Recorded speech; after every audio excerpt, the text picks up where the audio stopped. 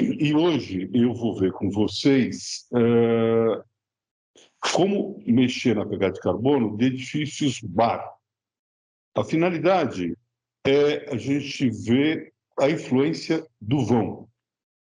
Como é que o vão impacta no consumo de concreto e de aço desses edifícios? E nós escolhemos, para exemplo, edifícios garagem, porque eu tenho uma carga bem definida, nós tomamos uma altura de 4 pavimentos, onde a gente pode usar o processo aproximado de nonlinearidade física, dado da norma de 0,4 GI para a viga, 0,8 para os pilares.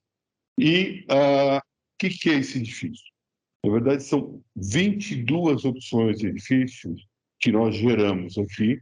Tentamos otimizar alguns deles, são soluções razoáveis, não estão totalmente otimizadas, se buscou um pouco isso. Então, nós temos aqui, basicamente, 4 tipologias de edifício: vãos entre pilares de 5 por 5 metros, vãos de 7,5 por 7,5, vãos de 10 por 10 e vãos de 12,5 por 12,5. O 5 por 5, na verdade, é muito pouco, não dá para utilizar, dá para utilizar um vão de 5 metros em algumas situações na garagem, mas eu não consigo resolver circulações. Vãos de 7,5 já são vãos razoáveis, que conseguem resolver muito bem edifícios de garagem, e, inclusive, boa parte dos shoppings vãos cerca disso, são 8 por 8, né? Depois subimos para 10 por 10 metros, que é uma solução interessante, mas nós vamos ver as consequências disso, e vamos de 12,5 por 12,5, né? Que alguns shoppings usam uma modulação desse tipo. O shopping Vila Lobos, aqui em São Paulo, tem uma modulação de 12,75 por 12,75, né? É uma solução muito interessante para o usuário final, mas tem um custo que nós vamos avaliar em termos de emissão de carbono, que é o nosso alvo aqui nesse curso. Em cada uma dessas soluções, nós vamos procurar 6 tipos de solução estrutural, tá? Que aqui estão descritas, mas eu vou escrever mais para frente, fica mais fácil da gente entender. Então, são 6 soluções estruturais, com 4 tipologias de estrutura. Vocês vão notar que daria 24, mas 2 delas não tinham nexo, então ficaram 22 opções que nós estudamos.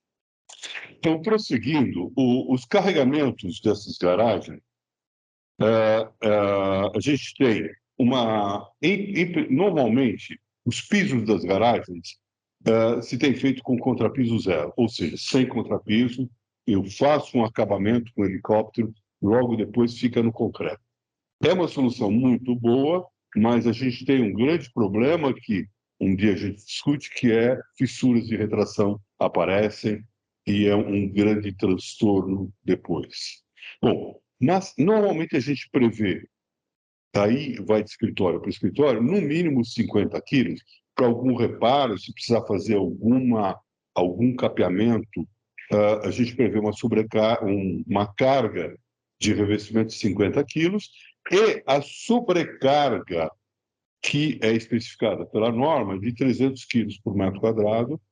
E aí, eu gostaria de chamar a atenção que a nova norma 6120 tem 4 tipos de garagem, que varia conforme o edifício, o veículo que entra dentro dessa garagem.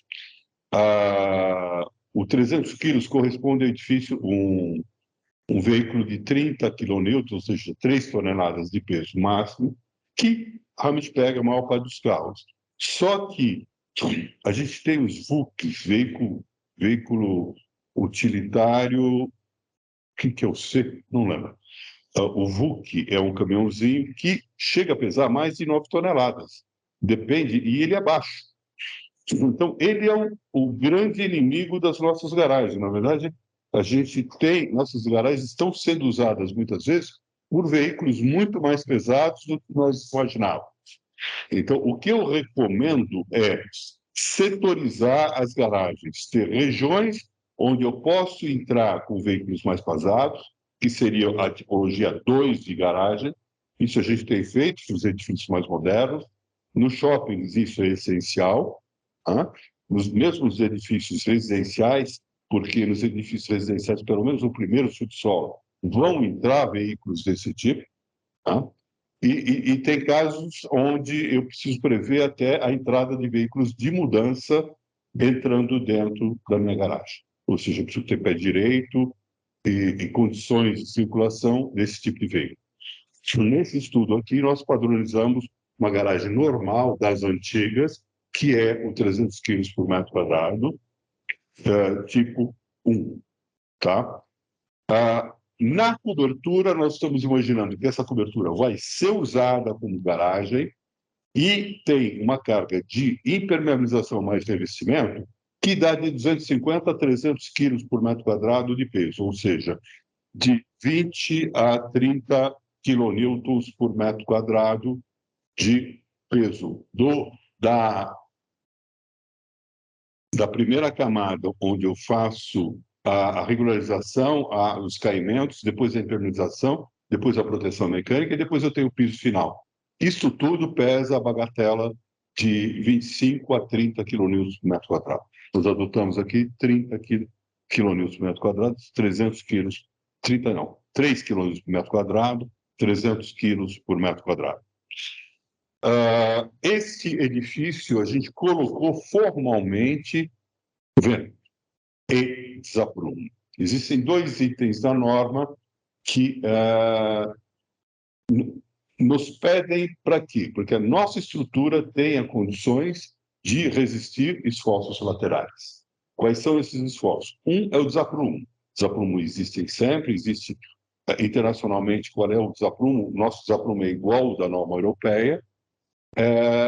E para edifícios mais baixos, quem manda é desaprumo. Para edifícios intermediários, é um misto entre desaprumo e vento. E para edifícios mais altos, quem comanda é só o vento.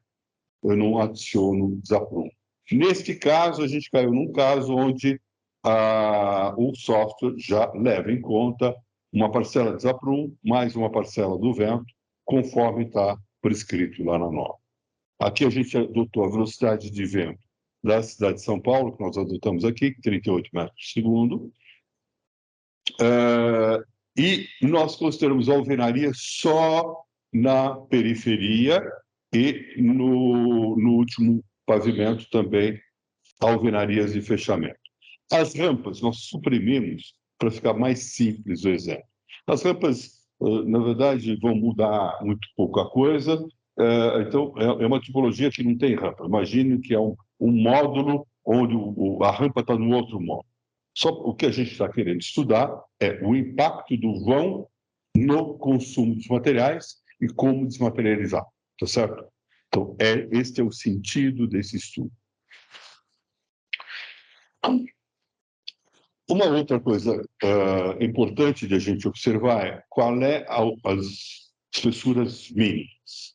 Eu tenho 2 espessuras mínimas que eu preciso considerar. A primeira é quanto à resistência ao fogo. Para 60 minutos de resistência ao fogo, que a norma de bombeiros pede para edifícios desse tipo, eu teria um mínimo de 8 centímetros. Se eu usar uma solução de laje cogumelo, eu preciso um mínimo de 18 centímetros. Para um TRRF maior, o mínimo é de 20 centímetros. Então, aqui nós respeitamos o mínimo de 18 centímetros, que vem da 15.200, associado à resistência ao fogo de 60 minutos. Nós chamamos essas soluções de A1, A2, A3, A4, com o A é o 5x5, o B, o 1, 2, 3, 4, 5, 6, são as diferentes tipologias estruturais que nós vamos estudar. Então, aqui à direita, nós temos um módulo aqui, que eu não estou enxergando aqui, virou, é o C1. C1 é o 10 por 10, o D é o 12,5 por 12,5, é uma perspectiva olhando de cima dessas 2 estruturas. Anteriormente, eu tenho o A1, que é o 5 por 5, né? Não, aqui é o 7,5, 7,5.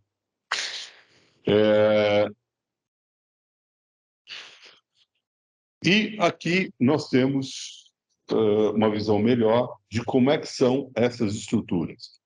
A estrutura de vão de 5 por 5, eu tenho 7 vãos de 5 por 5. A de 7,5 eu tenho 5 vãos de 7,5. A de 10 por 10 eu tenho 4 vãos de 10. E a de 12,5 por 12,5 eu tenho 3 vãos. Então, o comprimento dos prédios varia 37,5 metros, 40 metros, 35 metros, mas nós estamos fazendo as contas por metro quadrado, tá? Então, não são exatamente o mesmo tamanho de prédio, mas nosso número de comparação são os consumos por metro quadrado, a emissão por metro quadrado de estrutura. Uma média entre a cobertura, que tem mais armação e mais consumo de concreto, porque as cargas são maiores, e os pisos inferiores, que são só uso de garagem, tá? Então, o que nós vamos falar sempre é um consumo médio das 3 lajes de garagem mais uma de cobertura, tá? Então, não é um número puro para um deles, é um número médio, tá?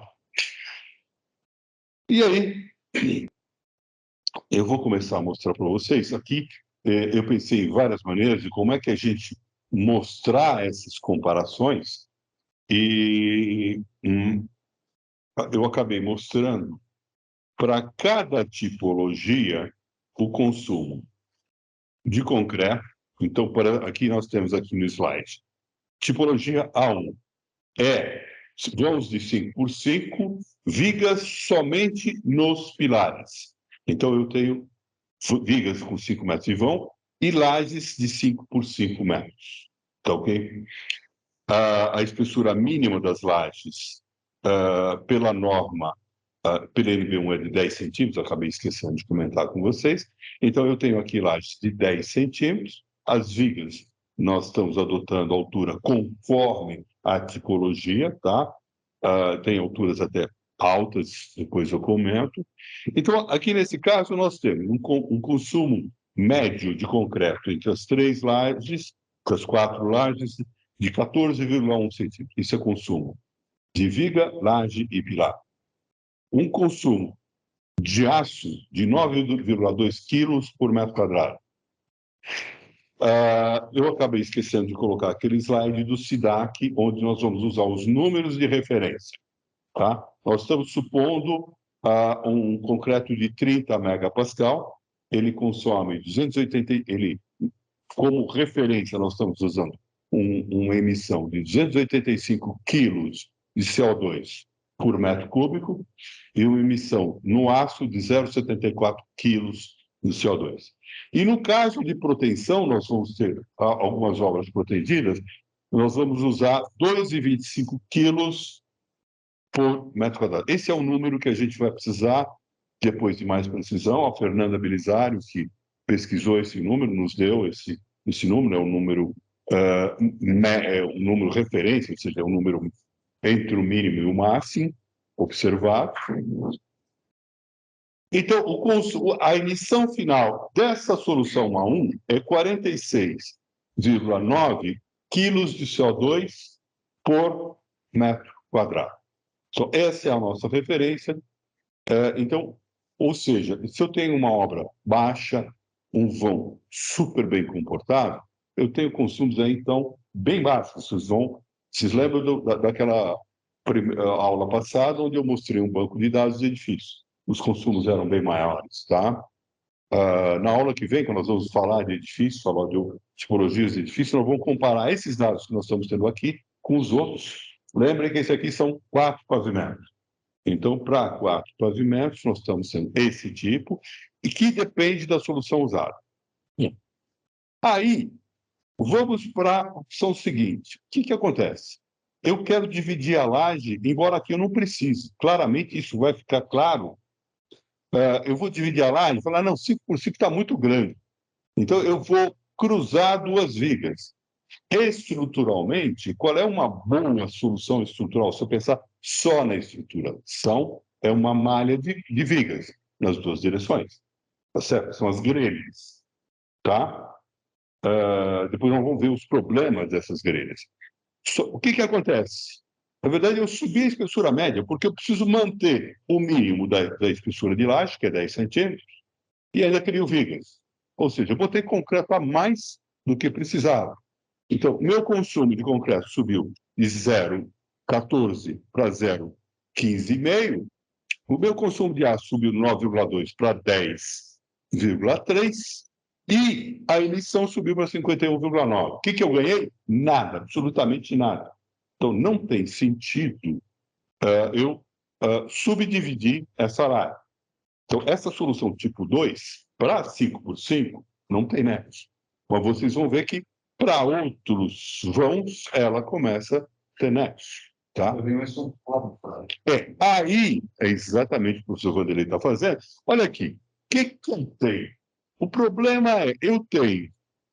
Como é que eu armo as vigas? Normalmente essas vigas, é cada vez mais comum, eu armo a gaiola fora.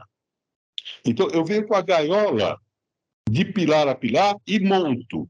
Então, o negativo fica fora. Então, eu monto essa viga sobre o pilar, monto essa viga sobre o pilar, aí depois eu monto essa viga, vem a viga inteira. Como é que eu vou montar essa viga se a viga se cruza, se eu trouxe a gaiola montada?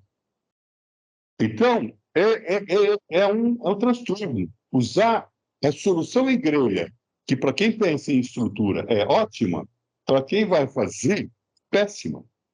Então, a gente deve evitar esse tipo de solução, porque realmente eu não ganho. Aliás, o exemplo clássico que a gente mostra é um prédio, graças a Deus, não é projeto brasileiro, é um projeto construído aqui, mas é um projeto americano. Olha, imagina construir isso aqui. Imagina cruzar essas vigas. Né? Eu demoro um tempão. O nosso alvo é fazer uma laje a cada 7 dias, é um prazo longo, 5 dias. 5 dias trabalhados, 2 de folga, 4, menos de 4 dias já existe, eu tenho algumas críticas por causa do processo de trabalho. Mas, em tese, eu consigo. Primeiro, eu esqueci de agradecer o Gustavo Fortes, Bahia, que está nos ajudando, ele e a Júlia, que montaram esses exemplos todos. Então, aqui, nessa solução aqui, essas vigas têm 40 de altura, e na solução onde eu tenho vigas intermediárias, normalmente a gente costuma, pelo menos, ter 5 centímetros a menos, que para forma é ruim, mas para montagem é melhor. Porque é um problema menos, porque não cruza barra com barra de tudo. Tá? Então, esta viga, as secundárias, tem 35 de altura e as principais sobre os pilares têm 40 de altura. Tá? Então, essa é a. Mas não é uma boa solução. Tá? Então, nós estamos vendo aqui que ela tem esse problema de montagem, tá? E é isso aqui. Gente, isso aqui é muito ruim de usar. A gente precisa buscar soluções. O termo que a gente usa é construtibilidade. Construtibilidade envolve eu conseguir a forma ser boa de fazer, a armação, eu conseguir entrar concreto e conseguir vibrar. Então, o processo do construir tem que ser azeitado. É o que a gente chama de construtibilidade. Eu tenho uma palestra há muitos anos atrás focando esse alvo. O que eu preciso fazer buscando construtibilidade? É uma das coisas que os nossos clientes de estrutura desejam. Eles querem estruturas boas. E depois tem outros aspectos que é a interface com a arquitetura. Né? O que a arquitetura quer, o que o produto quer dessa estrutura. Só mais um comentário aqui. 4 unidades, né? Uhum. A forma, ela vai ter um impacto significativo. Se pegar uma forma complexo, tira uma coisa muito clara e curva. Esse aspecto levantado pelo professor Vanderlei é muito importante. A forma é, em edificações baixas, o item mais caro em material. E, na verdade, a forma mais a mão de obra de forma, é sempre o item mais caro da estrutura. como aqui em São Paulo a gente paga a mão de obra por metro cúbico, esse custo, e a maior mão de obra é a relativa à forma, isso não fica aparente. Mas em obras pequenas, onde é que, aliás, em obras maiores, onde que eu diminuo o custo da forma? Eu diminuo o custo do material usando várias vezes. Então, eu consigo usar 15 vezes, 20 vezes a mesma forma, com eventuais reformas. Aí, o custo da forma, sei lá, R$ 100 por metro quadrado, eu diluo para um custo com reforma e tudo, para R$ 10, R$ 12 por metro quadrado. Tá? Então, quando a obra é pequena, o custo da forma é alto. Normalmente, como é que são feitos os edifícios que eu conheço? Normalmente, a construtora compra uma forma para o andar tipo, né? Que ela começa a usar desde que o tipo se conforma, e um quarto, um terço, um quinto da forma da área do embasamento. E aí ele vai fazendo o embasamento por pedaços. Ele vai reutilizando a mesma forma, fazendo reformas, correndo pedaços do subsolo. Tá? Aqui, a gente imagina, sei lá, que essa forma, eu preciso procurar usar essa forma em todos os andares, inclusive na cobertura. Se eu tiver alguma mudança, é interessante que eu não mude a forma da viga, né? Então, tem alguns truques de como fazer isso, que é, se eu tiver que aumentar a espessura da laje, aumenta a espessura da viga também, de maneira que a lateral da viga fica mantida. Tá?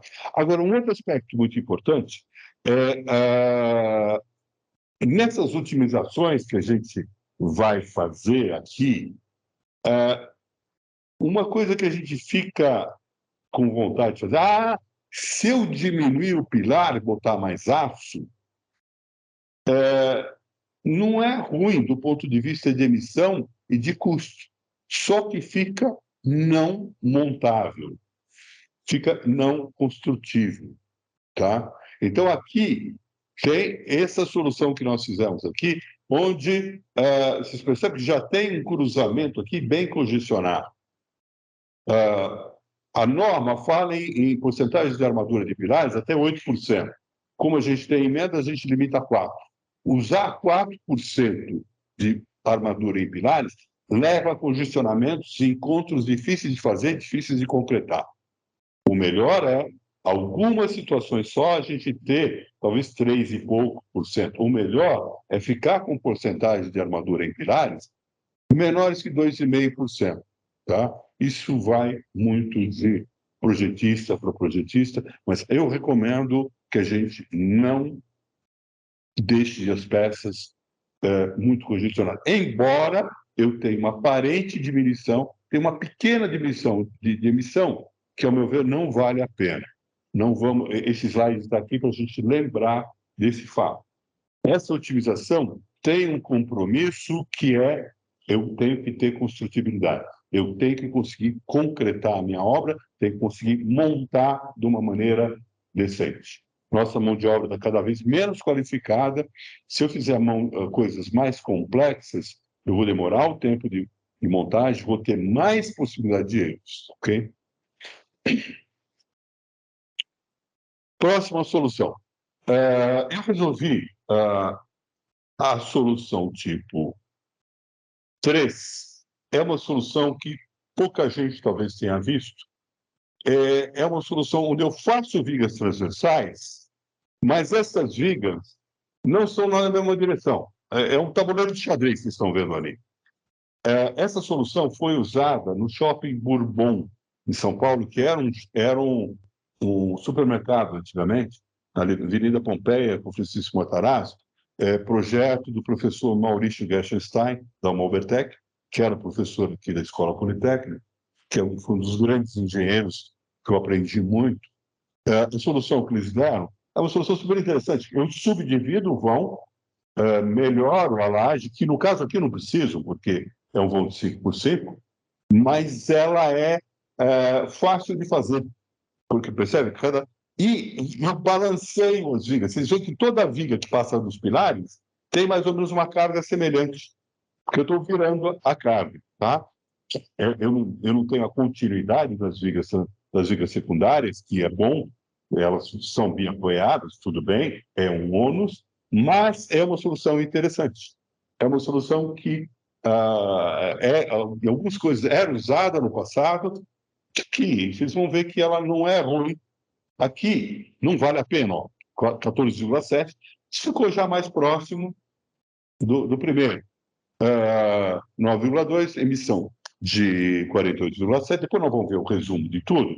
Ela emite um pouco mais, dá mais trabalho, não usaria nessa situação, mas é uma tipologia que vai valer a pena nos outros vãos.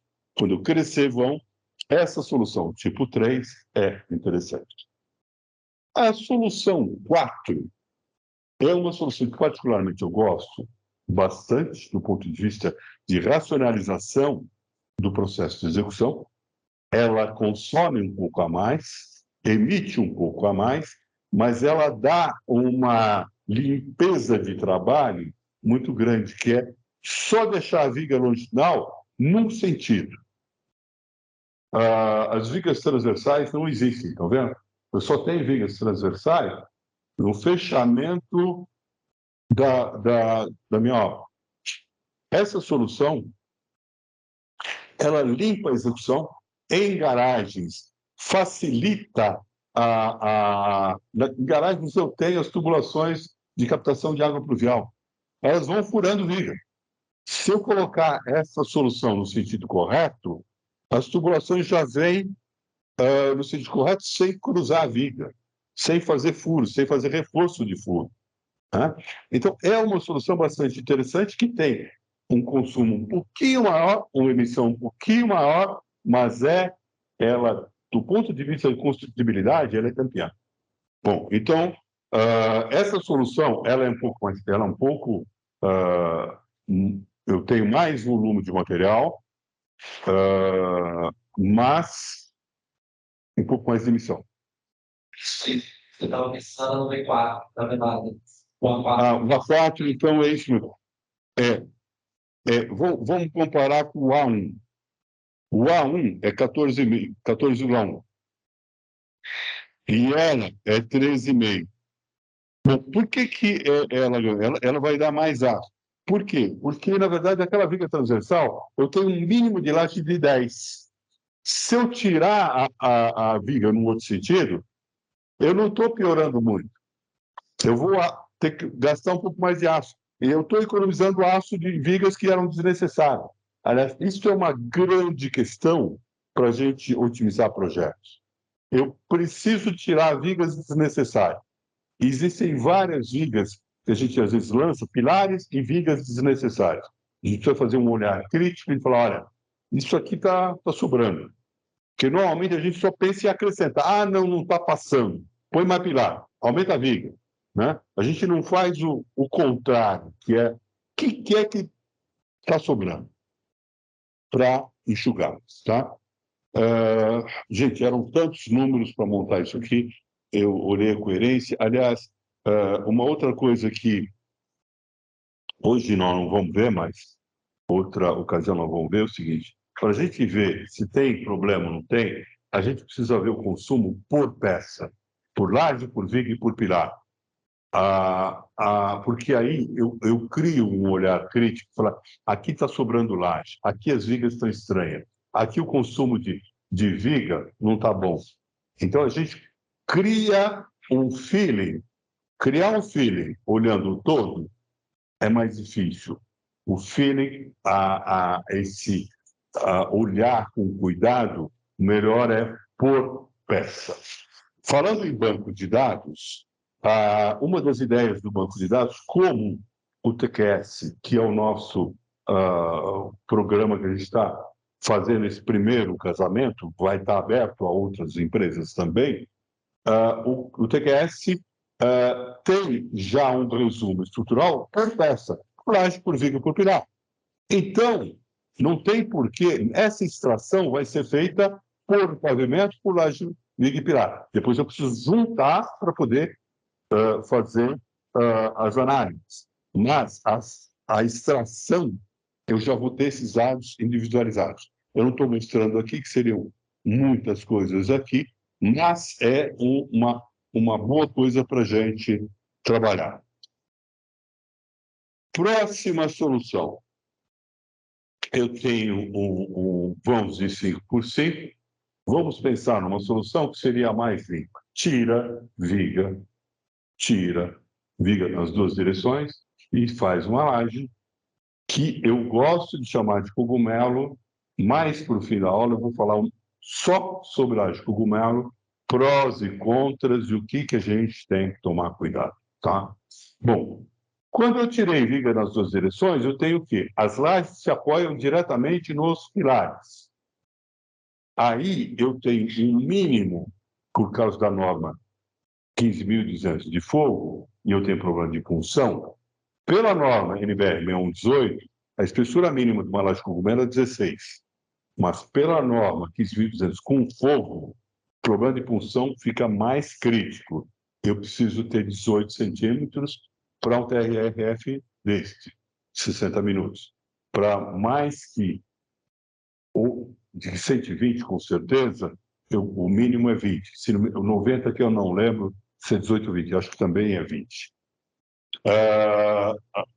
Então, a laje, quando eu vou para a laje cogumelo, ou seja, é a laje que se apoia diretamente no pilar, eu subo o consumo por causa da espessura mínima. É um modo de funcionar interessante. Normalmente, depende de como eu pago a mão de obra, ela fica menos ou mais competitiva, ela fica muito mais cara, 25%, ou mais cara, 15%. São lajes mais caras. Ou seja, a espessura média foi para 20,9, 0,29, e o consumo foi para 15,5 quilos e a emissão 71 quilos. A emissão saltou mais que 20 quilos.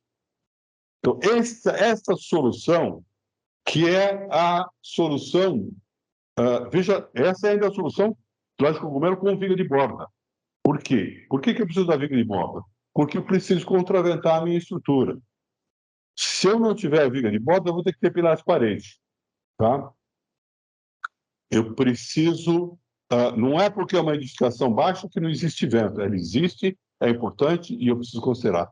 Existe um vício por parte de alguns escritórios, falar, não, edificação baixa, não precisa considerar vento. Não, vento é necessário em qualquer um. Qual é o pior? O muro de arrimo. Quem é que manda? Vento. Muro de arrimo não, desculpa. Muro de edifício. Galpão industrial. Qual é o pior esforço? Vento. As edificações mais baixas, também, se elas não tiverem contraventamento, o vento é muito importante. Se eu tiver pórticos, eu resolvo a questão do vento. Tá ok? Agora, próxima solução. Então, avançando aqui, vamos para o vão 7,5 por 7,5. 7,5 por 7,5, sim, é um vão altamente interessante. Ele garante, na verdade, eu acho que é interessante 7,5 por 7,5, em alguns lugares sim, mais que 7,5. Vejam, as vagas que nós usamos normalmente são 2,30 úteis, mais a largura de pilar. 7,5 dá 3 vagas entre pilar. Se eu for para 4 vagas entre pilares, eu vou para o vão de 10 por 10. Eu já tenho um ônus, como nós vamos ver. 7,5 por 7,5, que são 3 vagas, é, para mim, de bom tamanho. Tá? Nós vamos ver os consumos relativos a essas soluções. Então, quando eu vou para um vão de 7,5 por 7,5, sem vigas intermediárias, o que acontece? A laje de 10, que é o mínimo, já não resolve. Eu preciso ter mais espessura. Quem comanda a altura da laje necessária é mais flecha. Tá? E flecha, a gente tem... a gente sempre pensa, não, modularidade define tudo. Não, modularidade é um dos indicadores. O que acontece? Essas lajes, quando vão para o estágio 2, amolecem, as flechas no estágio 2 são maiores, e eu tenho fluência do concreto. Então, calcular a flecha das minhas lajes, imaginando que o material é sem fissurar e com modularidade que meu concreto me dá, é uma ilusão, porque elas fissuram, aumenta a flecha, tem fluência, então isso tem que ser levado em conta. E aí, se vocês, eu imagino, vocês derem para diferentes projetistas, as espessuras vão ser um pouco diferentes, porque a gente, na verdade, usa processos aproximados para calcular essas lajes. O cálculo correto das flechas preciso saber a armadura, preciso saber o processo de carregamento, cimbramento e recimbramento. Nós vamos falar em outra aula um pouco qual é a consequência do processo construtivo nas flechas e no carregamento das nossas estruturas. Quanto menor a porcentagem de armadura, mais aumenta a flecha no estágio 2. Depois eu tenho ainda o aumento da flecha decorrente de fluência. Tá? Então, aqui são números onde a gente usa processos aproximados, calcula, na verdade, como se fosse resposta elástica, abaixando o E, ou seja, dividindo o E por um certo número, 2,5, 3, ou seja, calculando como se fosse a flecha imediata, multiplicando essa flecha por 2,5, por 3. Então, vamos discutir isso. Então, esse é o número. E a flecha real na obra, depende do processo executivo, é muito maior do que a gente imagina, do que a gente não vai medir. Tá? Então, aqui nesses casos, as lajes, o que acontece? As lajes dos cantos, elas funcionam pior. Eu não tenho continuidade em duas faces. Os 4 cantos são as lajes mais deformáveis. Então, normalmente, eu tenho que ter maior espessura. As lajes dos extremos sempre são piores. A laje que fica aqui no meio, mas no extremo, é ruim. E as lajes do meio são muito mais bem comportadas. Aqui, como eu falei, ainda não está totalmente otimizado. É uma solução, mas o que acontece? Ela dá já um consumo maior, a gente vai para a espessura média 0,69 e uma emissão de 57. Veja, eu emito mais, mas eu tenho vãos mais adequados, me parece já um comportamento. O ideal é a gente usar vãos de 7,5 e 5 em subsolos, depois nós vamos ver. Agora, esta laje, se eu fizer a malha cruzando nos dois sentidos, lógico que vai aumentar. Porque eu estou com vão de 7,5, ela vai diminuir a espessura das lajes. Então, viga aí é interessante, só que não queremos essa solução porque ela não tem construtibilidade. Então,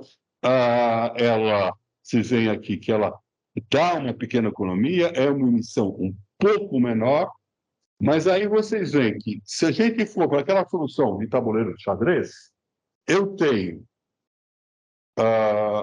construtibilidade, tenho um consumo uma emissão um pouquinho menor, pode ser uma solução interessante. A solução B4, onde nós tiramos vigas, só fica as vigas unidirecionais, a gente tem uma espessura média um pouco maior, uma emissão um pouquinho maior, com a facilidade de construir.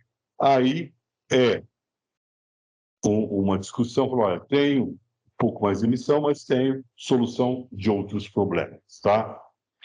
Eu acho que é bastante interessante do ponto de vista, principalmente, de racionalização da construção. Então, eu preciso fazer, como a gente vai fazer nesse futuro, a gente precisa baixar a emissão, não tenho dúvida, a gente precisa, mas a gente precisa também melhorar todo o processo construtivo.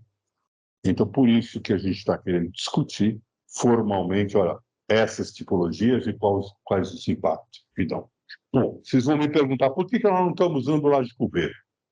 Laje cubeta tem um problema, é uma boa solução, depende do cara ter a cubeta ou alugar a cubeta, e a cubeta tem um problema com incêndio e no isolamento entre andares, tá? E, como é um assunto polêmico, nós vamos deixar por um outro momento. Tá? A cubeta, em alguns desses casos, ela pode ser solução. E nesses dois casos, nesse vão de 7,5, ao meu ver, não ganha tanto. Tá?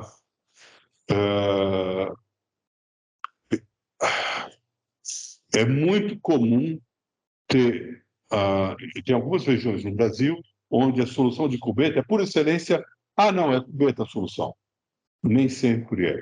Eu já tive clientes que adoravam cubeta e a gente precisava fazer, em todos os casos, comparar cubeta com convencional. Às vezes cubeta ganhava, às vezes convencional ganhava. E eu tenho que obedecer às condições do que a norma 15.200 exige. Problema de fogo, uma outra aula, eu quero falar isso com mais devagar, com mais tempo. Então, vocês estão vendo que... e aí, a próxima solução, o que é? São as duas modalidades de laje cogumelo. Aliás, por que eu chamo laje cogumelo? Porque, historicamente, essas lajes nasceram com esse nome. Depois eu vou mostrar um histórico das lajes cogumelo. Elas nasceram... O que é laje cogumelo para mim? É a laje que se apoia diretamente no pilar, com capitel ou sem capitel. Tá? Laje lisa, por que eu não gosto de laje lisa? Toda laje é lisa. O que distingue com uma laje lisa? Como os americanos usam flat slab, não, vamos traduzir, gostamos do nome. Mas laje lisa não quer dizer nada, se eu exprimir. Laje plana, toda laje plana, irmãos. Laje cogumelo tem um significado histórico. É a laje que se apoia no pilar. Eu não tenho viga. Toda o conceito estrutural é um problema que nós vamos ver de punção. Então, nestas lajes, o mínimo, como eu comentei, é de 18 para questão de fogo para o TRF de 60. Na solução da esquerda, que eu chamei de B5, nós precisamos de uma laje de 20, porque, na verdade, eu não tenho capitel à custa do quê? Eu estou aumentando a espessura da laje. Onde é que são os esforços são críticos? São sobre os pilares. Eu tenho dois esforços críticos. Um é flexão. Os maiores momentos de flexão, os negativos, são altos sobre os apoios. Eu tenho, as maiores armaduras são armaduras negativas sobre o pilar. E eu tenho problema de punção. Para os dois, é muito importante ter altura. Tá? E tem o problema da flecha também, assim como as outras lajes. Então, aqui, com 18, eu não conseguia resolver, principalmente flecha e a questão de punção. Tem alguns casos onde a gente teve que aumentar o tamanho do pilar para não ter que aumentar tanto a espessura da laje, que foi um caminho mais simples, porque ao aumentar o tamanho do pilar, eu tenho um perímetro puncionado maior, então eu tenho uma coisa melhor resolvida em termos de punção. Eu estou falando de grande modo, a finalidade aqui não é esmiuçar até o fim o corpo, mas o que eu tenho aqui?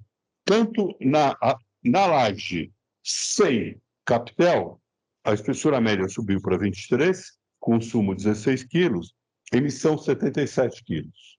Tá? É uma solução interessante? É. Mas se a gente está no novo mundo onde eu quero emitir menos, a gente vai ter que olhar com cuidado para esse tipo de solução. Elas são mais beberronas de CO2. Elas emitem muito mais. Quando eu coloco o capitel, eu consigo diminuir esse impacto, porque eu coloco concreto no lugar certo. A espessura média diminuiu de 23 para 21,6, o consumo diminuiu, o consumo mais ou menos é o mesmo, mas sobre um volume menor, tá certo? Desculpa, o consumo por metro quadrado aumentou, eu estou falando do consumo por metro quadrado. Não coloquei proteção. Poderia colocar proteção? Sim, mas para um vão até 7,5, a solução em armado é plenamente factível. Para vãos maiores, vocês vão ver que a gente vai começar a entrar com proteção, tá? Com cordoário engraxado. E aí, emissão 74 quilos, ou seja, eu consegui melhorar um pouco o comportamento desta solução. E aí, realmente, para mim, a solução ideal para esse tipo de edifícios, tanto shoppings, garagens e tudo mais, é ficar com esses vãos até 7,5 metros, 8 metros. E para vãos maiores, nós vamos ver as consequências, tá? Tem uma outra questão, depois eu vou falar da questão do vento. Vamos primeiro agora para o vão de 10 por 10. O vão de 10 por 10, o que acontece? Fazer vigas sobre os pilares. Imaginar que eu vou fazer uma laje maciça sem proteção, com 10 por 10 metros, eu não vou conseguir. Eu vou ter que começar a aumentar a espessura, mas não passa flecha, o peso aumenta, o consumo aumenta. Vão de 10 metros, sem vigas intermediárias, eu preciso de proteção. Então, vocês veem que o quadradinho da proteção CP190 já entrou. Espessura média, 22 centímetros, vão de 10 por 10, 17 quilos por metro quadrado de aço 50 e 3,6 quilos por metro quadrado de proteção. Emissão, 84 quilos. Vocês estão vendo que quando eu vou por 10 por 10, eu tenho uma solução que emite mais que a solução 7,5 por 7,5 com cogumelo, que do ponto de vista de limpeza é boa, é uma boa solução, mas que emite muito carbono e custa mais caro. Gente, eu não estou colocando aqui, mas o custo dessas lajes é...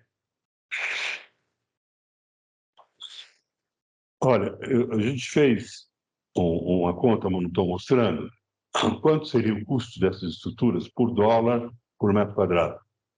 O custo em dólar é o mesmo número da emissão, por coincidência. Então, mais ou menos. Então, essa laje aqui, ele está emitindo 84 quilos, custa 84 dólares por metro quadrado. Multiplica por 5,2, vocês têm um custo. É muito... Alguns casos dão um pouquinho diferente, mas nesse mundo atual, com essa conjuntura atual, transformando nossos preços para dólar, ou seja, emitir menos é custo menor. Ou seja, baixar a emissão também é baixar custo. Tá? Não vamos pagar mais para emitir a menos. Tá? Eu vou economizar ao emitir menos.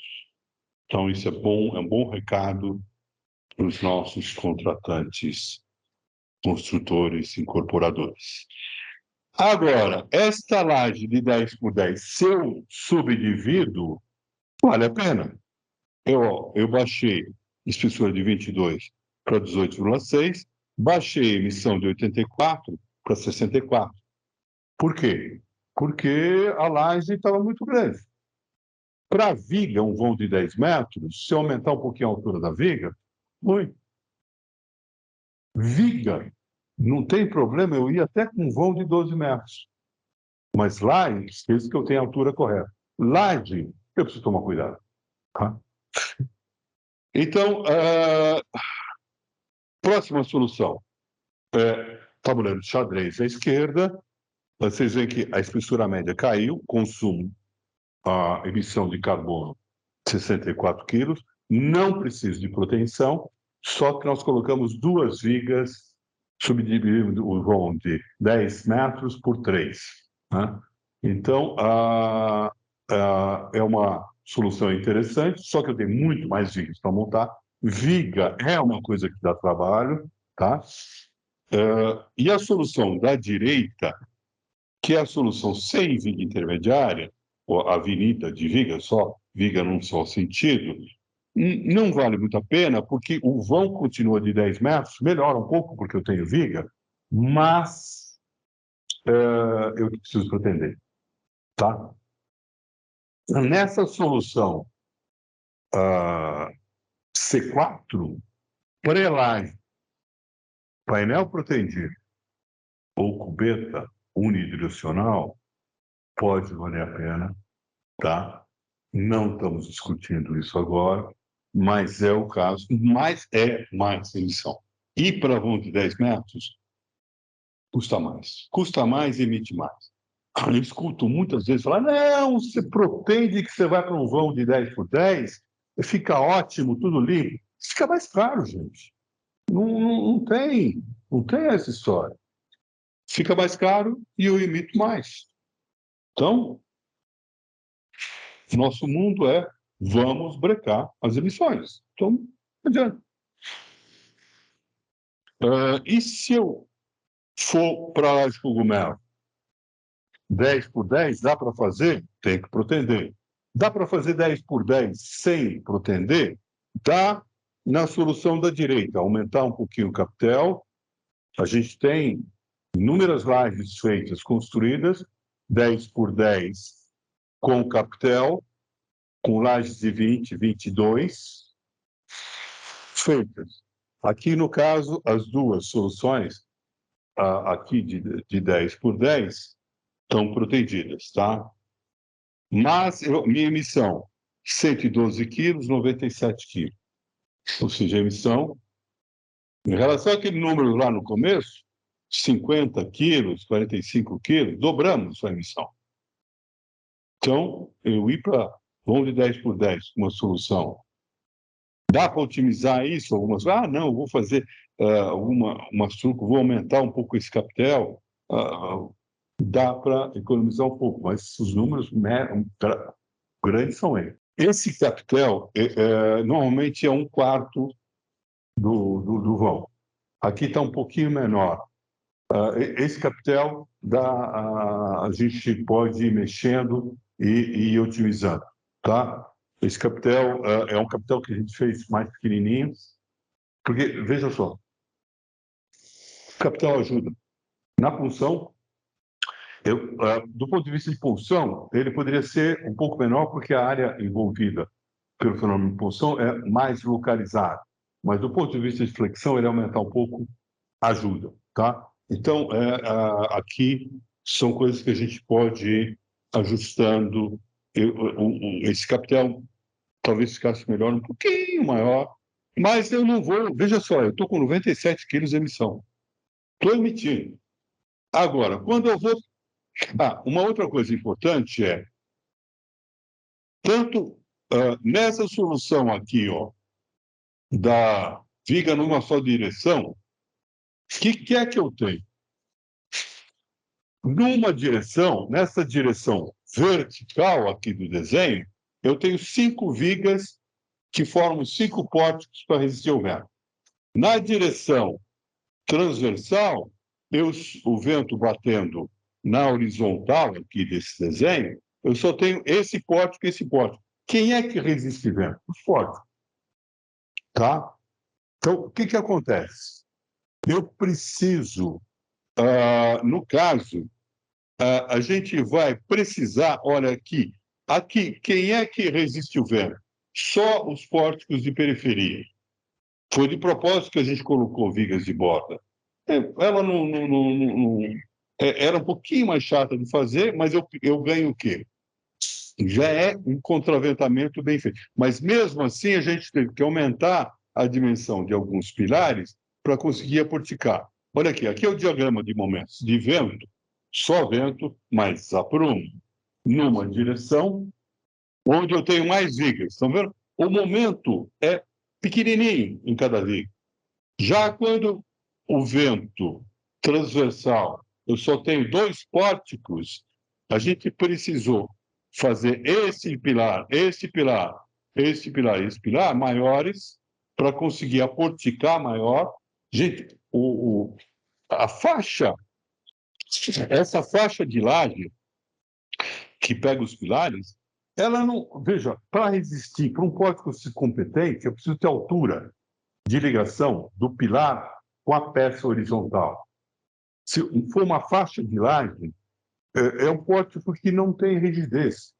O esforço de vento os esforços, em geral, na nossa estrutura, conforme a rigidez das nossas peças. Então, onde vão os esforços? Vão para os pórticos, tá?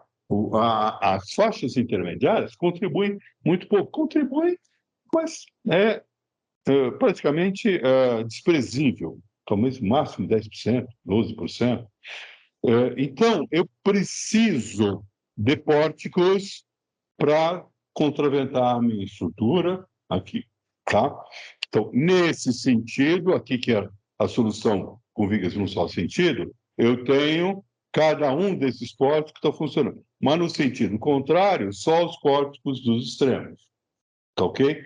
Isso vale também aqui, só os pórticos de borda valem. Então, se vocês olharem, depois vocês vão ver que esse tem pilares maiores para poder ajudar a contraventar. Só o pilar normal e o pórtico normal, que eu precisaria para carga vertical, não estavam dando conta do recado. Tá? E vamos para a última solução, que é o 12,5 por 12,5. Né? 12,5 por 12,5, viga nas duas direções, não tem jeito, precisa pretender. Tá? Aqui dá para pensar em cubeta, porque o que é que eu ganho com cubeta? Eu ganho altura estrutural com o mesmo concreto. Tá? Eu tenho que fazer uma altura estrutural maior, com o mesmo concreto, eu gasto com mais altura. Se eu tenho mais altura estrutural, o que eu tenho? Eu tenho mais eficiência na armadura. A armadura depende do braço de alavanca. Se eu tenho uma peça chata, eu tenho mais armadura para o mesmo nível de momento. E tenho mais informação. Ao fazer a cubeta, eu ganho altura para o mesmo consumo, tá? É uma solução possível eu ter vigas e a cubeta, assim como uma solução em laje de cogumelo, que nós vamos ver lá para frente. Aqui, essa solução, já eu consigo diminuir a emissão, veja só, 102 quilos para 80, por quê? Porque eu subdividi a laje. Ao subdividir a laje, não preciso pretender. Tá? Eu tenho altura estrutural, consegui funcionar melhor. Mas tem o quê? Não construtibilidade. Tá? Então, aí a solução aqui, vigas cruzadas, pode ser uma solução onde eu consigo emitir menos, mas o consumo é maior. Tá? Então, é uma solução factível. Depois nós vamos comparar todas as soluções com gráficos, olhando. A solução de vigas num só sentido, para vão de 12,5, só tem sentido protendendo. Para mim, não é uma boa solução aqui. Uma solução que a gente tinha muito no passado, era essa solução com várias vigas de fora a fora. Vigas a cada 2 metros, cruzando fora a fora. Em vez de ter as vigas assim, tudo sempre no mesmo sentido. É uma solução clássica que vocês encontram em muitos prédios antigos. Isso era a solução que a arquitetura olhava lá, isso aqui que eu quero. Era o desenho padrão dos arquitetos mais antigos. Vocês vão ver, tinha vigas no mesmo sentido padrão. Vocês entram num prédio antigo, umas coisas, esse tipo de solução. Mas é interessante. Seria análoga a essa. É um pouco, talvez, mais eficiente, mas essas vigas aqui ficam oneradas, eu preciso de altura um pouco maior ou pretendê-las. Tá? O que eu estou querendo comparar é emissões. Vão 12,5 por 12,5, eu não tenho a solução sem capitel, porque não vale a pena. Para 12,5 por 12,5, eu engrossar a laje inteira não tem nexo. E aí a maior emissão, 124 quilos de CO2, espessura média de 30 centímetros, tá? Solução em cubeta aqui, é possível, tá? Então, Vamos comparar agora esses números todos juntos. Então, aqui nós temos as 6 soluções típicas, né? 1, 2, 3, 4, 5, 6. Vãos de 5 por 5, 7,5, 10, 12,5. Tá? Vocês vão ver que, olha, para vão de 7,5 por 7,5, quem é campeã é a solução 1 a 1, e a solução A4, essa aqui, é boa. Porque eu já tenho uma laje de 10. Ela é competitiva, é mais fácil de construir, mais limpa. Agora, quando eu vou para o vão de 7,5 por 7,5, a solução 2 a gente sempre vai excluir, porque não é coisa. Então, a primeira solução já não vale a pena, olha aqui, 57, desculpe, a primeira solução, 71 quilos, mas quando eu coloco a viga transversal, eu baixo para 55 quilos. Essa solução A4, B4, eu tenho 54 quilos de emissão. Então, essa solução aqui, ó, e essa começam a ser bastante interessantes para vão de 7,5. Tá? Ou seja, eu... Eles sabem que é 1, 2, 3 e 4. 1, 2, 3, 4, 5, 6. Eu acabei, no próximo slide vai ter os números. Eu acabei não botando os números aqui. Mas é 1, 2, 3, 4, 5, 6. Então, a unidirecional é a 4. A 2 é aquela que a gente vai abandonar. A 1 é 5. Aí, quando a gente vai para a solução C, 10 por 10, vocês vão ver que a solução sem viga intermediária, ela precisa de proteção, essa cor um pouco diferente, chamando a atenção, 84 quilos. Agora, se eu fico nessa solução ou nessa, eu fico com em torno de 65 quilos. Ou seja, essa solução é uma solução interessante se eu vou para um vão de 7,5 por 7,5. Essa solução é um pouquinho mais onerosa, mas ainda é interessante. Então, para vãos de 10 por 10, estou trocando as bolas, essa solução e essa solução são interessantes do ponto de vista de emissão, mas emitem mais que o de 7,5. Ou seja, eu estou emitindo na faixa de 65 quilos, quando eu podia emitir 55 quilos para 7,5. Tá?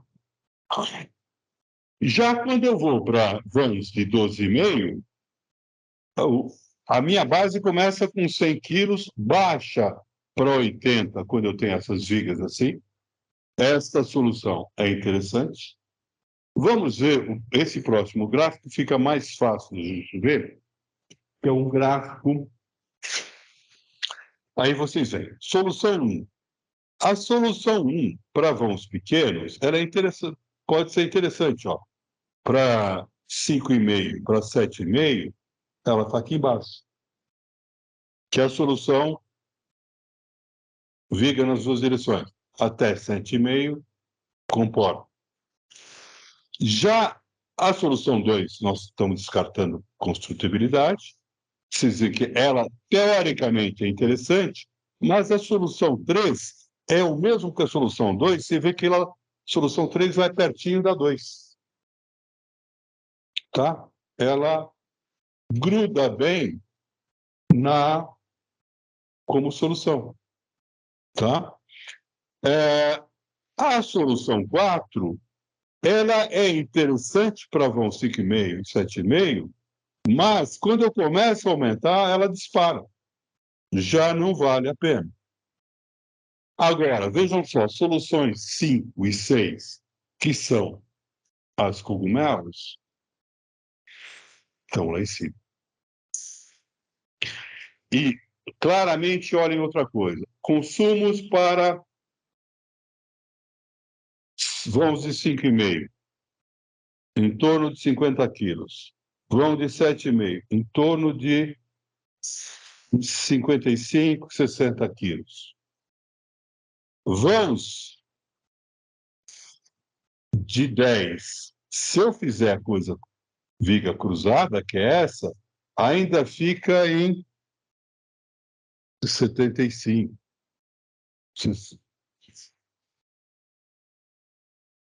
65. Mas, quando eu vou para soluções 12,5 por 12,5, a coisa salva. Ou seja, aumentou o vão até um vão onde eu otimizo alturas que eu já tenho disponível. Quais são os alturas disponíveis? Alturas disponíveis para viga em torno de 50, 60, 65, depende do piso a piso, depende do pé direito que eu preciso embaixo da viga na garagem. Mas são alturas que a gente consegue trabalhar, 55, 60, 65 centímetros. E laje tem um mínimo de 10. Eu consigo ir para vãos até 7,5 metros sem grandes impactos, com ganhos de flexibilidade e um consumo adequado. Eu pulo para vão de 10, eu estou consumindo a mais. Preciso de vão de 10? Essa é a pergunta que a gente precisa fazer. Vou para 12,5? Preciso. O 12,5, até eu consigo fazer uma coisa interessante, se o vão de 12,5 é de viga, não de laje. Por exemplo, nesta solução aqui, ó, eu ter vãos de viga de 10, 12,5, eu consigo resolver. Mas o vão de laje é interessante ficar até o 7,5. Tá? Então, na verdade, aqui eu não decodifiquei isso, mas eu preciso pensar qual é o vão de laje que eu tenho e qual é o vão de viga. O vão de viga eu consigo trabalhar com os vãos maiores. Aqui eu fiz coisas quadradinhas para simplificar um pouco, mesmo assim vocês viram a quantidade de casos, mas mostra o que nós estamos querendo discutir, que é aumentou o vão, custa mais e emite mais. Tá. Aqui é o tabela e gráfico juntando, para vocês depois compararem e olharem. Mas eu queria, no final da aula, dar um caco, que são uns 15 slides. Eu quero falar sobre laje de cogumelo. Gente, laje de cogumelo é interessante, infelizmente emite mais, custa mais. É uma solução que é a solução que é mais usada na Europa, nos Estados Unidos. Eles vão ter que acabar, talvez, revertendo isso, por causa do se eu quero emitir menos. Mas vamos olhar historicamente. Então, eu acabei nessa pesquisa de coisa, falei, qual é o primeiro prédio feito? Um prédio lá em Paris, pelo François Henneby, em 1898. Laje, viga e pilar. Qual é a grande vantagem do sistema laje, viga e pilar? A carga das lajes vai para as vigas. As vigas levam a carga para os pilares. E as vigas têm o quê? Estribos. Os estribos impedem uma ruptura brusca por cisalhamento. Na Europa e no Brasil, é obrigatório estribo em qualquer viga. Nos Estados Unidos, eles permitem não ter estribo em viga em algumas situações quando a tensão de cisalhamento é muito baixa. E existem vários casos de ruína brusca e delicada de vigas que não tinham estribo e rompem. Rompe como? Rompe, na verdade, a ruptura por cisalhamento não é uma ruptura. O cisalhamento é a forma da gente chamar, mas na verdade é uma ruptura por tração do concreto na diagonal. E ruptura de tração de concreto é uma ruptura brusca. Tá? E ruptura brusca é tudo que eu não quero em estrutura de concreto. Eu quero o quê? Rupturas com aviso. Se tiver alguma coisa que está mal, eu tenho um aviso, vou lá, escoro, vou lá, examino e conserto. Tá? Então, essa primeiro prédio era... Mas aí, qual é... Então, nos Estados Unidos, começaram a inventar, então, a laje de cogumelo. Esse Claude Turner fez uma patente, isso aqui é uma patente americana. É cópia da patente americana. Então, esse número aqui é o patente que ele fez no sistema. Né? Patenteou, olha como eram as armações. Tinha armação diagonal, tem 3, 4 camadas de armadura, tá vendo? Tem armadura que une os pilares e tem armadura diagonais. Fica um sanduichão de armadura grande, mas qual é o problema? Eu não tenho estribo. E mesmo se tivesse, não resolve tudo. A ruptura de uma laje sem estribo, e aqui eu tenho uma ruptura, a seção crítica, em torno do pilar é um problema de função, a ruptura é sem... Ela dá um avisozinho, mas quando rompe, rompe e a ligação vai para o brejo. Eu vou mostrar fotos dessas rupturas. Já na Europa, é interessante que é um dos maiores engenheiros estruturais que já existiram, que é o Robert Maillard, é um suíço, ele tem pontos maravilhosos, aliás, vale a pena vocês entrarem na internet, põe lá Robert Maillard, e vão ver estruturas que são lindas, e o cara era muito corajoso, muito bom, porque para projetar aquelas coisas, com as ferramentas que ele tinha nessa época, precisa ser bom. Olha a delicadeza dos pilares. Isso aqui é um armazém em Zurique que ainda está em operação. Me disseram isso, não verifiquei na internet pessoalmente, mas olhem a limpeza, né? É uma obra muito bonita. E a forma desse pilar, que o melhor problema de punção e de flexão, parecia um cogumelo. Então, o nome dessas aves é o mushroom, cogumelo. Então, historicamente, quando eu apoio a laje diretamente no pilar, o nome era cogumelo. Vamos continuar a usar? Eu prefiro, eu defino qual é o problema que eu tenho. Laje que apoia no pilar. Olha aqui, outros exemplos, eu fui pegando fotos antigas. Essa primeira laje lá, que eu tenho uma laje nervurada, lajes nervuradas são lajes cogumelo. Por quê? Porque no capitel, eu tenho um capitel que está embutido na laje e, no máximo, eu tenho estribo. A carga está entrando da laje para o pilar, não é uma viga. Tá? Então, eu tenho um modo de ruptura que é diferente. Aí vocês veem que, realmente, antigamente, as lajes de cogumelo eram cogumelo. Tinha o capitelzão, tronco cônico lá, bonito, tal, quer dizer, monstruoso muitas vezes ali. Esse era, inúmeros prédios nós temos assim. Mas qual é o problema que nós temos com laje de cogumelo? Punção. Eu posso não armar, onde vai romper? Rompe no tal de cone de punção. O que eu tenho nessa superfície de ruptura? Tração no concreto. Quem rompe é o concreto a tração. E como é que é o comportamento? Vão aparecendo umas fissuras aqui, mas quando a laje rompe, isso aqui rompe mesmo.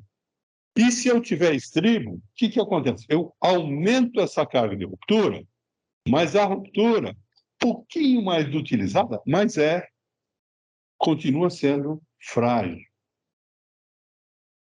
E aí, olhe só, na Suíça, em 81, 2004 e 1970, são alguns casos de ruptura onde rompeu um pilar da punção, mas olha que romperam vários. Por que foi isso? A ruptura foi por punção. Quer dizer que a armadura negativa está lá, ó. O couro de punção está lá e o pilar ficou lá.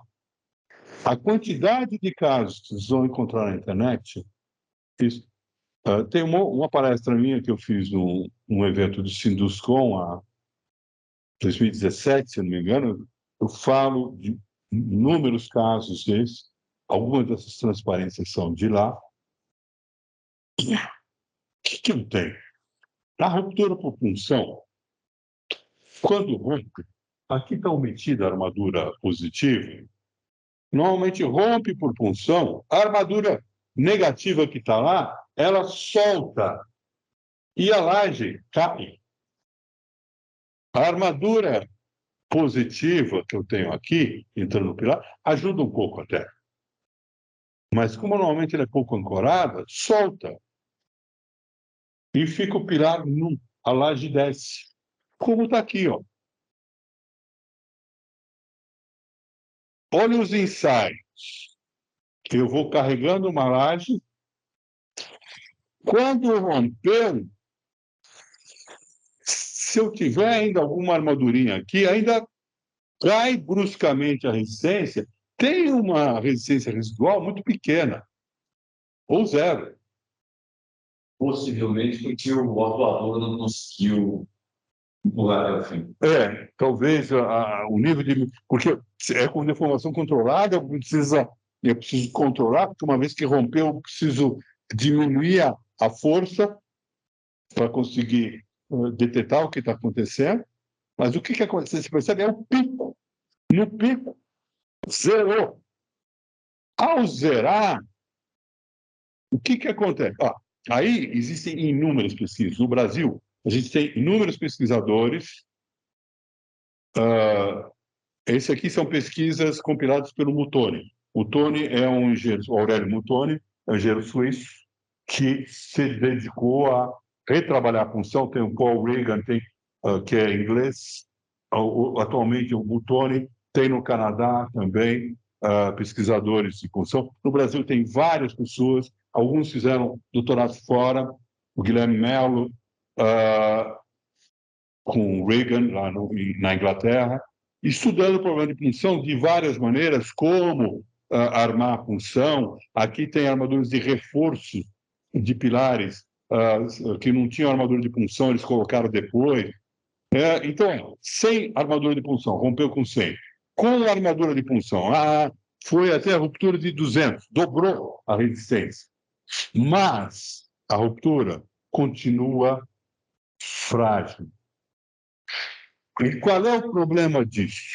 O problema disso, gente, infelizmente, é uma coisa que, na engenharia, ela existe e está pouco divulgada.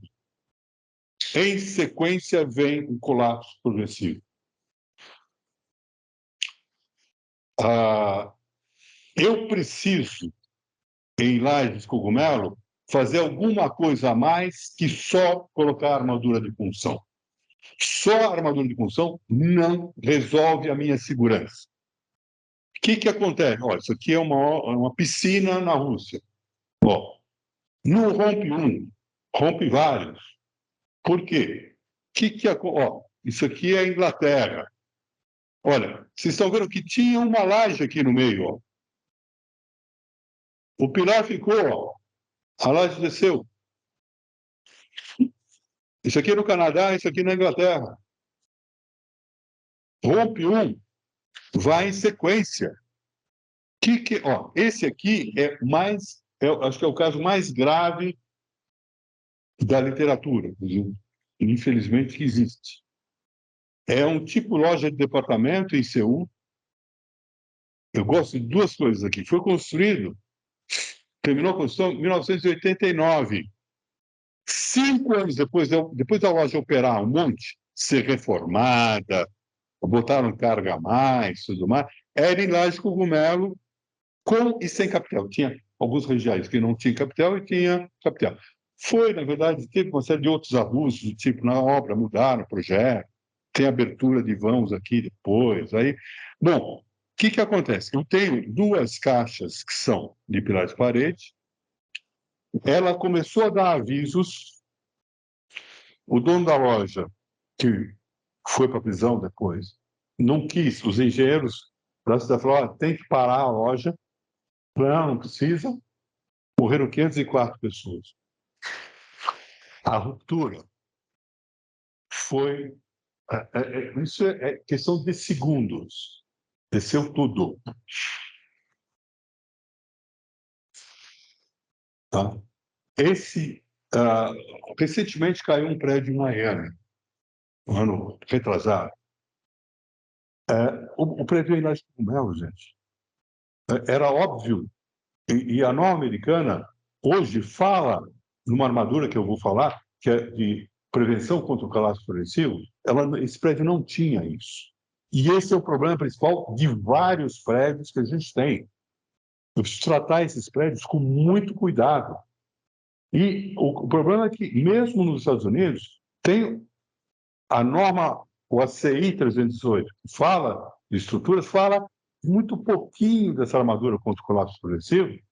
Tem uma norma secundária de Blas Cogumelo que fala mais claro, mas isso é muito pouco evidenciado, a importância e o cuidado que eu tenho que ter com essas obras é redobrado, porque o aviso é pequeno e começa num lugar, e o que acontece? Grosseiramente, o que acontece é o seguinte, explicação de papel de padaria. Eu tenho uma laje que se apoia diretamente nos pilares, então o pilar reage ali naquela interface, igualmente. O que acontece que se rompeu a função aqui? A carga que vai para esse pilar é quase zero. Então, a laje tem que se apoiar onde? Nos pilares adjacentes. Se esses pilares adjacentes já estão no talo, ele também rompe. Tá? Tem o caso de uma ruptura desta, de um prédio em Vitória, que nós acompanhamos, que tem as câmeras.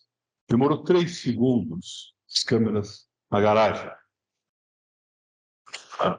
É uma garagem lá de Cogumelo, protegida, com cabo de proteção passando em cima do pilar, e demorou 3 segundos para cair tudo. Caiu uma laje, caiu outra laje. Morreu uma pessoa só. Os engenheiros que moravam no prédio falaram: olha, nunca vi nada. Eu passava lá, nunca percebi nada de anormal. Então, o grande problema é esse. Nem sempre eu tenho sinais visíveis. Eu posso, se a laje não tiver revestimento, às vezes ver uma fissurinha, ver alguma coisa em volta do pilar, quando eu tenho acesso. Quando eu tenho revestimento, já fica mais difícil. Então, e aí o que acontece? Cai, aí a ruptura em cadeia. E aí, o que foram pesquisas na década de 90 pelo Reagan e nas últimas 2 décadas pelo Mutoni? Precisamos achar qual é a armadura que eu preciso colocar para utilizar essa ruptura por punção. É o que o pessoal chama de ruptura pós-punção. Eu tenho primeiro, olha aqui no gráfico, uma ruptura rompe por punção, mas eu mobilizo um mecanismo secundário que me dá, é o que está feito aqui. A armadura de colapso progressivo, essa armadura positiva, contínua, de ferro grosso, de ferro, eu preciso suportar toda a força que está entrando antes aqui, ela vai o quê? Ela vai, uma vez que rompe a função, a laje vai pendurar nesse ferro. Simplesmente a função desse ferro é não deixar cair. Ela segura aquela ligação é um gancho de segurança, esta ligação. Então, eu garanto que essa armadura forma como se fosse uma cesta. Essa figurinha ilustra bem. Gente, isso aqui é uma figura da década de 80. Tem um engenheiro canadense já alertando, olha, a coisa está perigosa, a gente precisa melhorar isso. Década de 90, o Reagan, na Inglaterra, desenvolveu essa ideia de armadura contra o colapso progressivo. O professor Guilherme Mello atua em Brasília, participou dessa pesquisa. Aliás, trouxe esse alerta quando a gente estava fazendo a revisão da NB1, falou, olha, vocês precisam falar isso. A gente nem tinha ideia de que isso era uma coisa importante. O Guilherme veio e falou, olha, precisa botar na norma.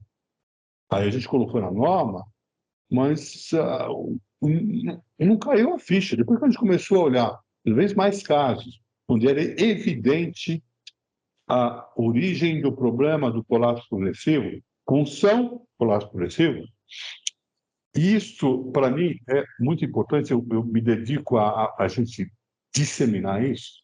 Outro dia eu fiz uma pesquisa no ChatGPT em inglês.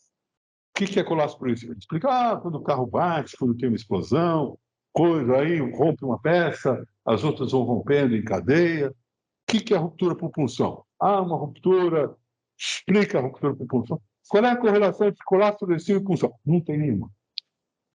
Por quê? Porque essa é a visão corrente de boa parte dos engenheiros. Não conectaram, leva um CRE. Punção é bom fazer uma laje para apoiar a muscular? Sim, mas além da armadura transversal, para melhorar a ligação, eu preciso ter essa armadura, tem outros formatos possíveis, contra o colapso progressivo. Aí o que eu vou ter? Primeiro, uma coisa muito importante. Desculpem. Isso aqui é um canadense oriental também que fez trabalho junto com o Tony. Olha só, como é que eu sei que eu estou fazendo uma coisa que é segura? Eu pego um monte de ensaios, analiso o que aconteceu, monto uma teoria, e aí eu comparo essa teoria, um processo, método de engenharia que eu quero colocar na norma, vamos ver se bate com os ensaios. Então está aqui, isso aqui é o resultado da teoria, esse aqui é o resultado do ensaio. Mostra o quê? Eu previ que vai dar 400, aguentou um pouquinho mais de 400. Isso há função, que é esse pico aqui. Aí eu quero saber o comportamento pós-punção. Por que o pós-punção é importante? Aquela armadura de prevenção contra o colapso progressivo vai entrar em funcionamento e vai pendurar. Que carga ficou? Comparo a prevista com a medida. Então, isso me fala o quê? Esse processo está balizado. Eu comparei com ensaios até a ruptura de diferentes autores e vi que as coisas certas. Não? E aí, o que acontece? Rompeu por punção, pendurou, fica. Eu vou lá, vou ter que recuperar inteira isso. E mais, muito provavelmente, vou ter que recuperar todos os andares. Porque o problema existe em outros lugares. Tá? Outra coisa que eu gostaria de chamar a atenção. Se eu fizer prova de carga numa laje com Melo, eu corro o risco de ter uma ruptura em cadeia. Preciso tomar muito cuidado. Eu já vi fazerem provas, porque eu não conhecia a armadura, faz prova de carga. A prova de carga nessas lajes, gente, não vai me dar, porque a ruptura não é dúctil depois. Então, a prova de carga, primeiro, é perigosa. Segundo, ela não vai me dar, porque eu posso ter ido com um carregamento que é perto do que eu romperia, e romperia de uma maneira catastrófica. E eu vou depois liberar o uso. Então, gente, punção é um assunto muito sério. porque punção e colagem progressivo estão grudadinhos. Era isso que eu gostaria de falar para vocês hoje. A semana que vem, nós vamos falar sobre os edifícios, vamos comparar diferentes tipologias de edifícios, comparar com aquele banco de dados inicial, ver o que acontece quando eu mudo a tipologia, quando eu mudo o número de andares.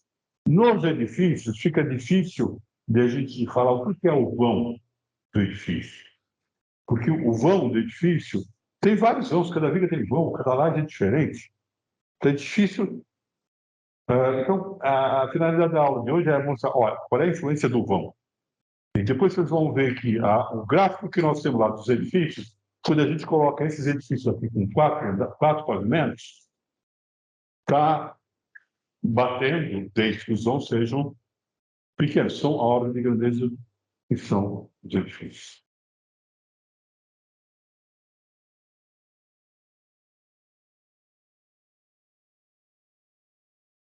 A armadura de colapso progressivo?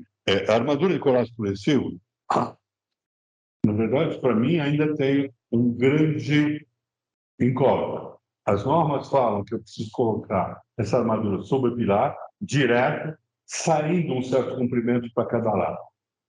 Mas não fala de emendas.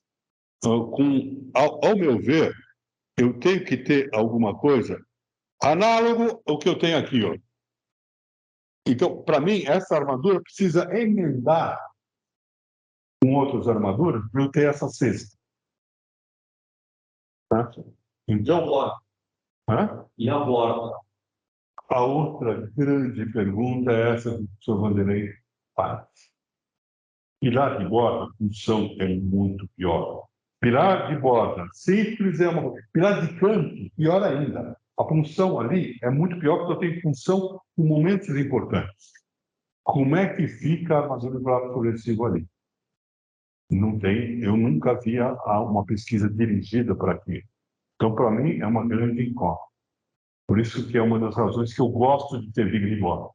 Ali eu sei que eu estou com uma coisa mais. Veja, então, o que eu fui constatando de problemas reais e perigosos me dão um retorno. Falar, olha, preciso rever coisas que eu fiz. Tá? Eu já projetei muitas lajes com mel sem armadura de colapso progressivo, ela não existia. Antes da norma de 2003, ninguém pedia. A norma americana, até hoje, não é clara. Uma curiosidade, estão fazendo uma comparação entre normas. Tal. Aí o Aliou fez um exemplo de uma laje cogumelo, onde ele colocou a armadura de colapso progressivo para esse grupo de discussão internacional. Várias pessoas de outros países perguntaram, mas essa armadura? A armadura de colapso progressivo que existe já nas outras normas, mas não, às vezes não está tão clara. Não está tão claro e patente a necessidade dela. A gente tem segurança na função? Tem.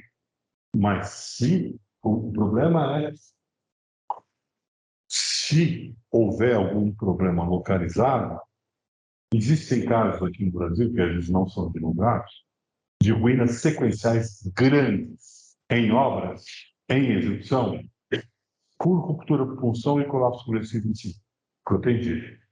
Aliás, a armadura de proteção tem, ao meu ver, uma coisa que precisa ser corrigida na norma, que fala que só 2 cabos passando em cada direção sobre o pilar são o suficiente.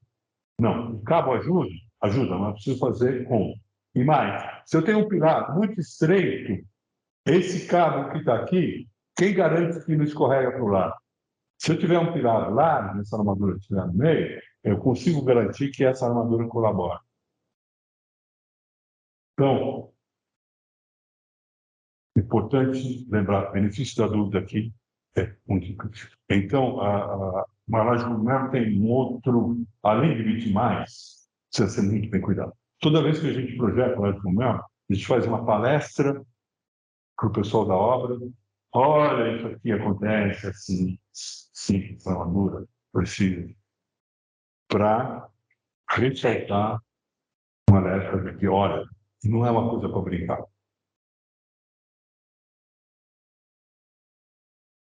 A laje com cubeta é exatamente uma laje cogumelo. Ela não tem diferença. Eu vou pegar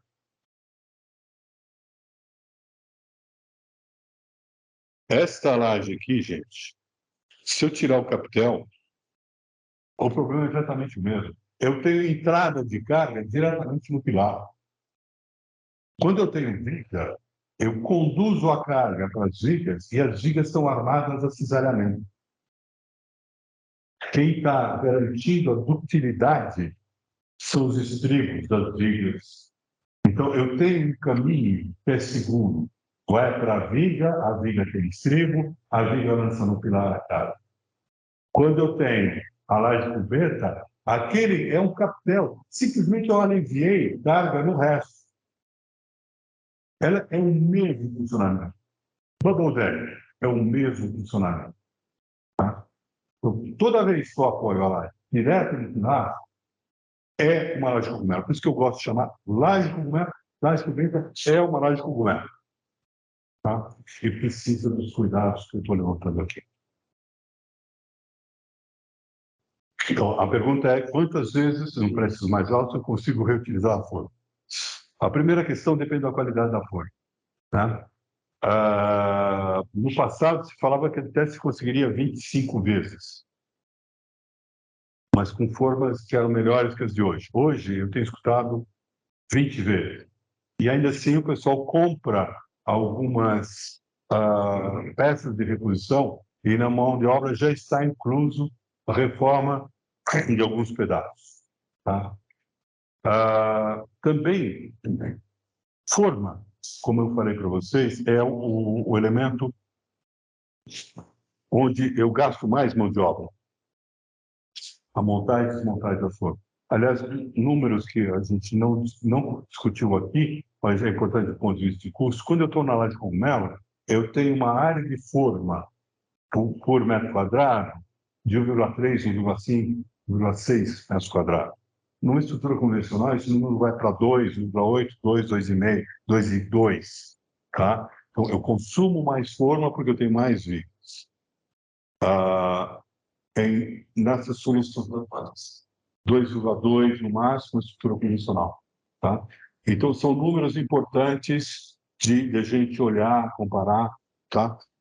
Ou seja, quando eu começo a olhar, por isso que eu comento que, já que eu tenho, esse nosso banco de dados vai ser montado com os números de laje com escada, viga e pilar. E a área de forma. E a área de forma também, esse número já sai.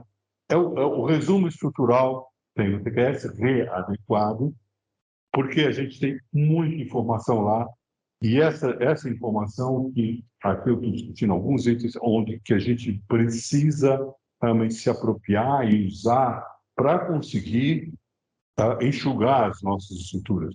Todo mundo vai ficar sobre isso. O planeta com menos emissão e as construtoras nós vamos conseguir fazer estruturas mais enxutas. Uma outra questão importante, que eu vou ver se eu consigo discutir mais para frente, é o diálogo nosso do engenheiro de estruturas com a arquitetura é muito importante, porque uma parte das coisas, em prédios mais altos, eu preciso de pórticos eficientes, eu preciso de uma estrutura eficiente. Isso depende muito do diálogo com a arquitetura.